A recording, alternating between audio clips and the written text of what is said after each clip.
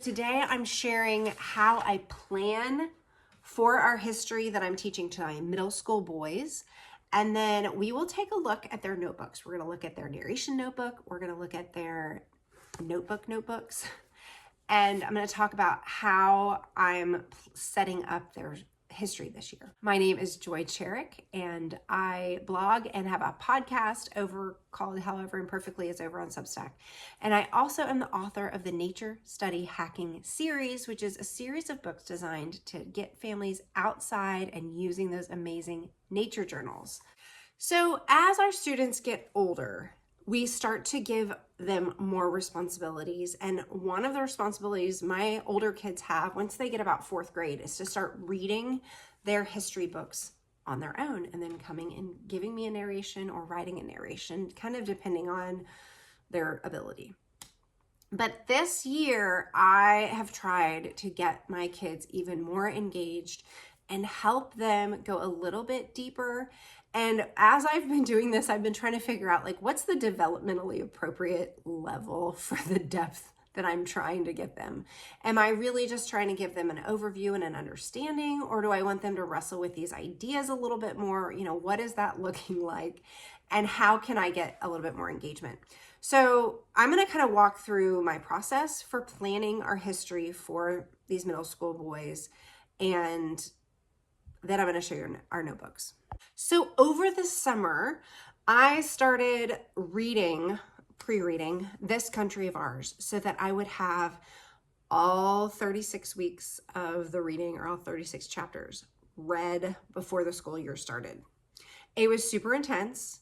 I'm not even saying that I recommend doing that. I am going to do it again next year, but I'm just going to show you what I did to help me engage better, because if our students don't have an engaged teacher, it's really hard for them to also engage, because we don't know how to teach them how to be connected with these ideas if we haven't connected with them ourselves. So I'm going to flip this around and show you what I did. Okay, so my goal was to do 1 chapter per day for a month. And so you'll see this is chapter 2, Columbus, and there was actually 2 chapters of Columbus. There's this one and there's this one. And then I added the primary source that we would read through during this time.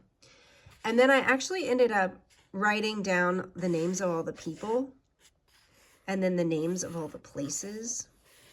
And then I wrote new words that I would want to go over with them. Then you'll see I wrote my narration, and then I asked a question. These are all things that I would like my kids eventually to do. So all of my notebook entries for this book look like that. So then when the week comes up for us to read through a chapter, I can just read my narration. I can look at the people.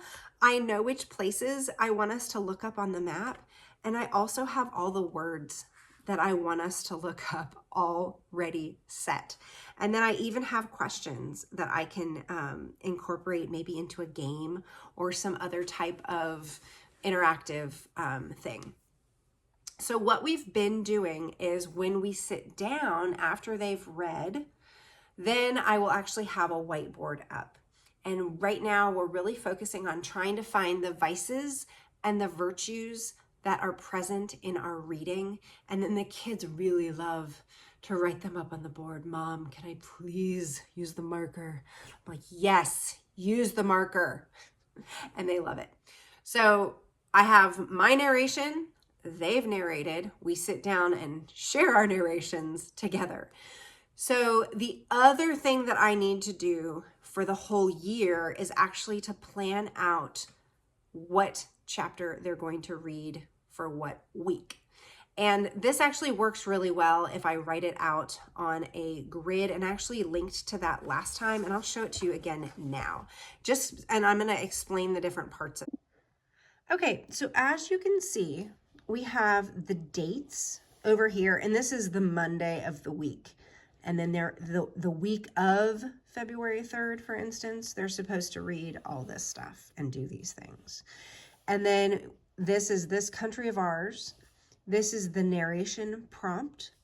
This is their history notebook work that they need to do for American history. So this is kind of American over here. And then this is their world history.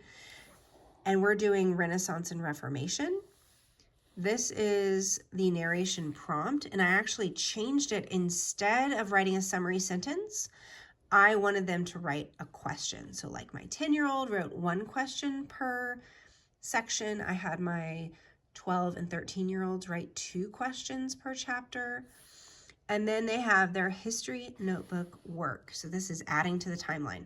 So these 2 things here, I can end up doing a lot of this in class with them because I need them to learn how to do this well.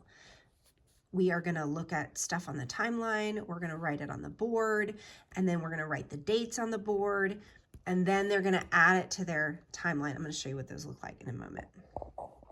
So then you'll see in this column, I've got things like write a letter from the perspective of someone involved in Bacon's rebellion about what happened and why. They really enjoyed this narration. So I'm going to actually do more like this. And then in their grammar class, they actually are using and learning these things. And I felt like this would be a fun opportunity to vary their narrations by incorporating some of these literary devices into their narrations. And actually, I realized some of them didn't remember what they had learned. And they had learned it, I think, back in the fall. So this was a nice opportunity for review. But my younger one, so my 10-year-old, this type of thing was really important. So then we've got sketch and give a short description, write a dialogue between Anne Hutchinson and the Puritan leader discussing her beliefs. This is one of our pastors. What would Pastor Chuck tell her? So this is just kind of a fun way to get them engaged a little bit more in their narration instead of just flatly writing it. So then again, this is the column about their history notebook, and I'll show you those in a moment. Draw a rough sketch, a scene depicting Vane's arrival and his advocacy for religious tolerance. And then this is draw the clothing from the time period. So they're going to have these different, either a scene, a picture of a story, or some of these different period things in there. And then, like I said, I'll leave a list, a link to this below. So I think I mentioned, maybe I didn't, I have 2 notebooks for my kids. So they all have a history notebook, and this is where they're going to include things like their map work. They're going to put their timeline in here.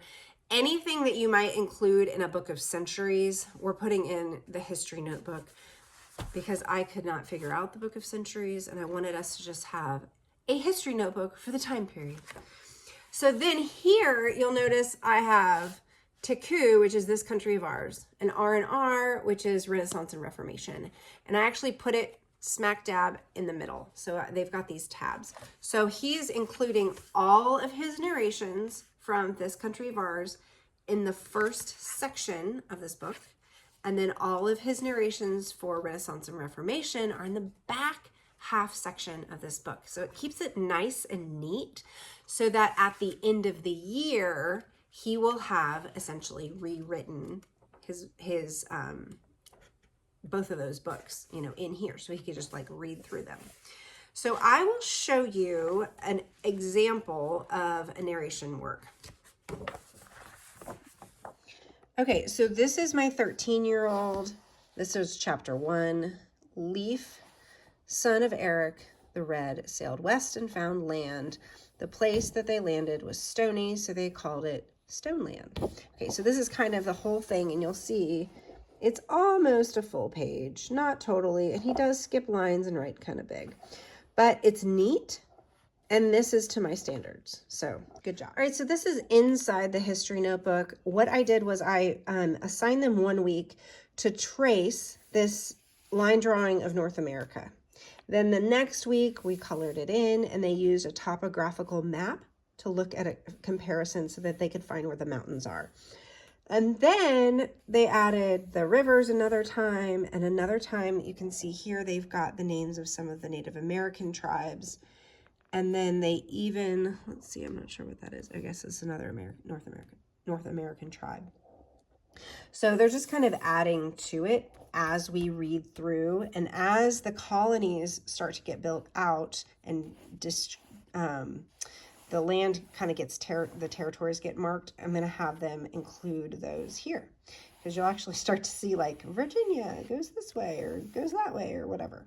So that'll be kind of fun. Okay, so this is the layout of 1500s and 1600s that I asked my kids to do. Obviously, Calvin was not involved in this, but you can see that he copied a helmet, he copied a knife. This is a watch from the time period, a mini telescope, a telescope. You know, he just had a lot of fun looking up these different types of items that were around during that time period. So sometimes they were found online and sometimes they were found in some of our books that have line drawings of things.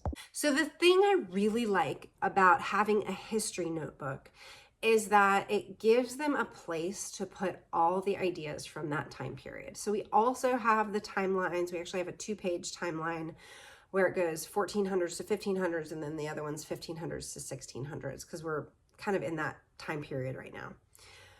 So it's nice to have it all in one place, and then they're able to build it out over the course of the year. And we've had some challenges. I'm not saying everything was perfect. We've had to talk about quality of work. We've talked about doing our best work.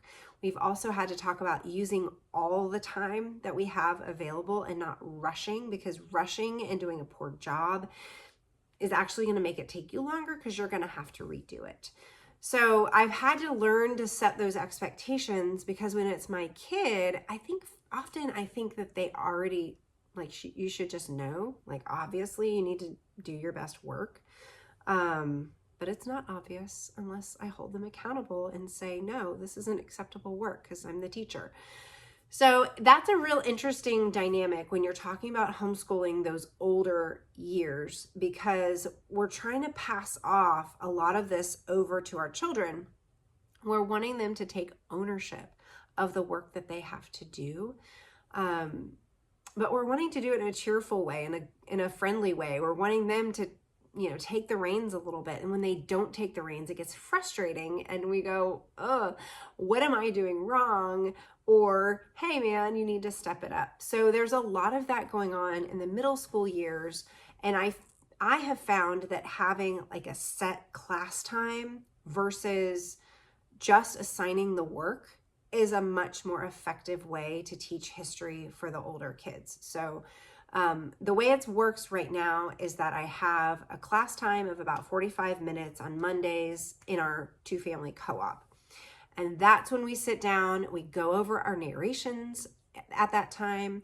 I give them time in class to work on their notebook work, or we work on the timeline together, or we work on the map together. And then if they didn't finish that, then they can take that home and finish that later. And then I do have time baked into our week that they can do that. But it's way better if they do it during that class time.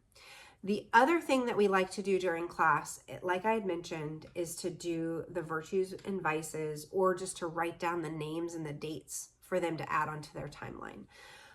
All of those things, they all take time. They all take our focus and our energy. And then I always try to go over the assignments for the week. This is what's expected. This is what you need to work on this week. Here's how we can set up the lesson for them, making sure that they know that they should review what they did last time. Are they always doing that? No, they're not. But we're trying to move toward just good expectations and setting the standards for excellence and for being able to be engaged and interested and interesting learners. All right, well, that is all I have for our history plans. Thanks so much for watching. Please leave any questions if I didn't answer anything. And I'm going to leave a link to the spreadsheet again below so that you can check that out. And I'll see you next time. Bye.